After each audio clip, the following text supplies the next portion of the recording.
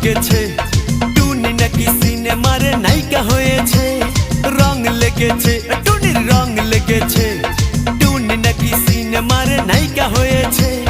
সেই ছবিতে নায়ক নাকি থাকবে সাকিব খান, ছবিটার নাম নাকি তুমি আমার জান। টুনির জ্বালায় এবার আমার যাবে রে প্রাণ, যাবে রে প্রাণ। রং লেগেছে, মনে রং লেগেছে, টুনি নাকি সিনেমার নায়িকা হয়েছে।